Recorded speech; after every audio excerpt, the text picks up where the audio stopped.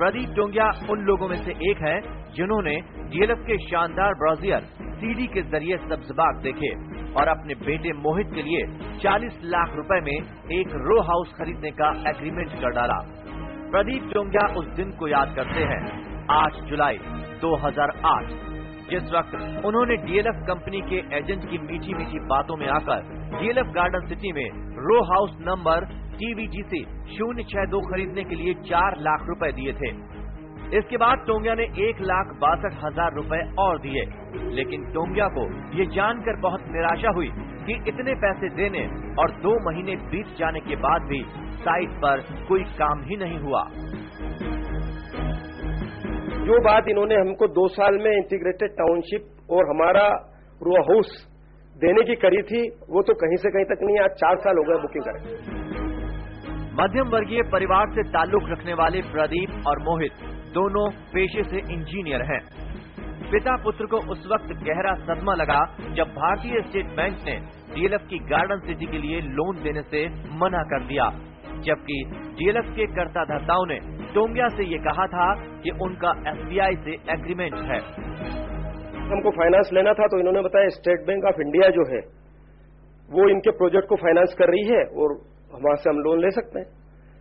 लेकिन जब हमने स्टेट बैंक ऑफ इंडिया को अप्रोच किया तो उन्होंने बताया कि हमने इनके प्रोजेक्ट को फाइनेंस नहीं कर रहे हैं। जब टोंगिया ने रो हाउस बुक करवाया था तब उनसे बहुत सारे वादे किए गए थे, लेकिन 4 साल बाद भी इनमें से एक भी वादा पूरा नहीं हुआ। लेते एक छोटा सा ब्रेक के बाद जानेंगे कि ऐसी कंपनियों के हौसले कैसे बढ़ जाते हैं कि वो कानून की सरेआम धज्जियां उड़ा डालते हैं।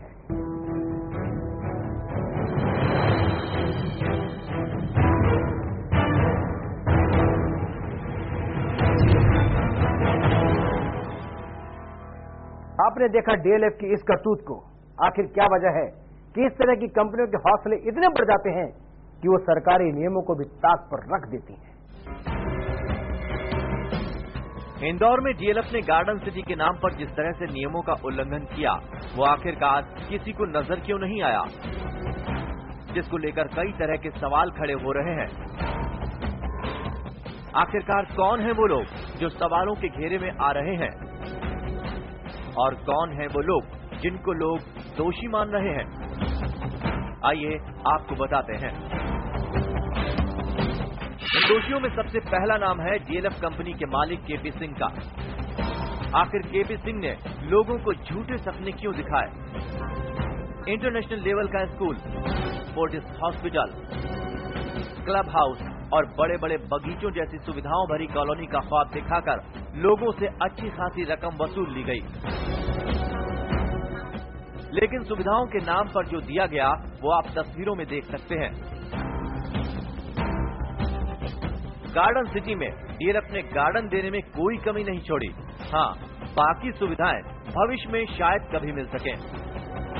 वहीं डीएलएफ के खिलाफ केस जीत चुके राजेश फरकिया इस तरह के मामलों में सरकारी महकमे को ही जिम्मेदार मानते हैं।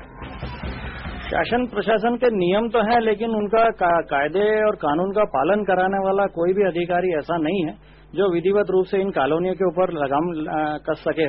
और यदि ये लगाम कस जाती है तो आम जनता के लिए बहुत अच्छी चीज हो जाएगी और आम जनता को इन जो लुटेरे टाइप के लोग हैं इनसे बहुत राहत मिल जाएगी। जिन 160 निवेशकों ने डीएलएफ के गार्डन सिटी में अपना पैसा लगाया है, उन्होंने भी इस मामले में प्रशासन की मिलीभगत का आरोप लगाया है। निवेशकों का कहना है कि नियमों के उल्लंघन को लेकर उन्होंने कमिश्नर से मुलाकात की थी और टीएनसीबी के क्लॉजेस के बारे में बताया था। साथ ही इसकी जानकारी वहां के कलेक्टर राघवेंद्र सिंह को भी दी गई, लेकिन कमिश्नर सीवी सिंह और राघवेंद्र सिंह ने सिवाय आश्वासन के और कुछ नहीं दिया। यही नहीं, कमिश्नर ने जांच कमेटी बनाने के बाद आगे क्या हुआ इस बात की जानकारी लेना भी मुनासिब नहीं समझा। कमिश्नर साहब ने आश्वासन दिया था कि हम एक कमेटी बना रहे हैं और वो कमेटी की रिपोर्ट आ जाएगी महीने 2 महीने में, हम आपको बताएंगे। उसमें उस समय के एसडीओ सावेर जो थे पवन जैन, उनकी अध्यक्षता में वो कमेटी बनाई गई।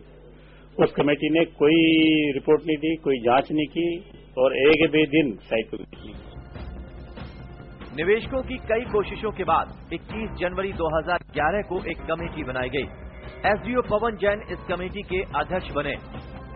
निवेशकों का कहना है कि एसडीओ पवन जैन ने जिस तरह से काम किया उससे साफ हो जाता है कि आखिर इस तरह की कंपनियों के हौसले आखिर क्यों बढ़ जाते हैं। आप भी सुनिए कि आखिर एसडीओ पवन जैन ने किस तरह से अपनी जिम्मेदारी निभाई। मैं पर्सनली उनके पास गया हूं सांवेर, 2 बार 3 बार उनसे मोबाइल बात की। हर बार उन्होंने मेरे को आश्वासन किया महेश्वरी साहब हम आ रहे हैं, साइड पर आपको बुलाएंगे। कुछ नहीं किया उन्होंने। डीएलएफ के गार्डन सिटी प्रोजेक्ट को लेकर ईओडब्ल्यू अजय शर्मा पर भी उंगलियां उठ रही हैं। पीड़ितों ने अजय शर्मा से इस मामले में शिकायत की थी और एक पीड़ित का बयान उन्होंने दर्ज भी किया था, लेकिन आज तक इस मामले में कोई कार्यवाही नहीं हुई।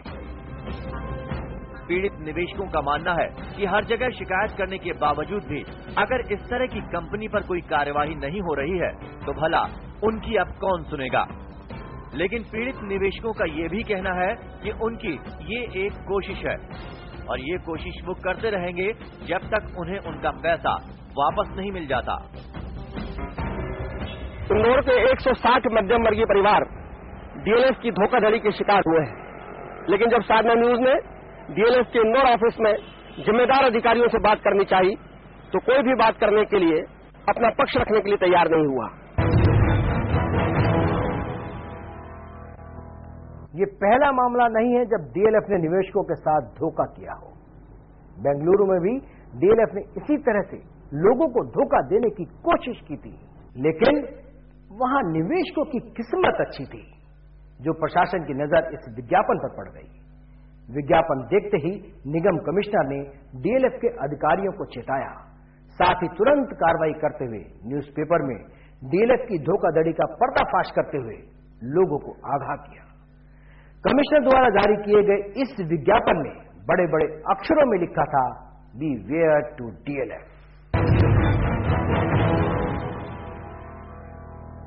वैसे तो समाज में धोखा देने वालों की कमी नहीं है, लेकिन बहुत से हाथ ऐसे भी हैं जो मुश्किल वक्त में आपकी मदद के लिए आगे आते हैं। हमारी कोशिश है कि हम बनाएं आपको जागरूक, निडर और होशियार। आप जुड़िए हमारे साथ। अगर आपको लगता है कि कोई भोले भाले लोगों को ठगने की कोशिश कर रहा है या वो पहले से किसी ठगी का शिकार हो चुका है तो हमें सीधा लिखें। हमारा पता है एक कोशिश, साधना news, C457, sector 10, Noida, Uttar Pradesh 201301। हमारा ईमेल आईडी है एक koshish@sadhananews.net। हमारी टीम को दीजिए इजाजत, अगले हफ्ते फिर करेंगे आपके लिए एक कोशिश।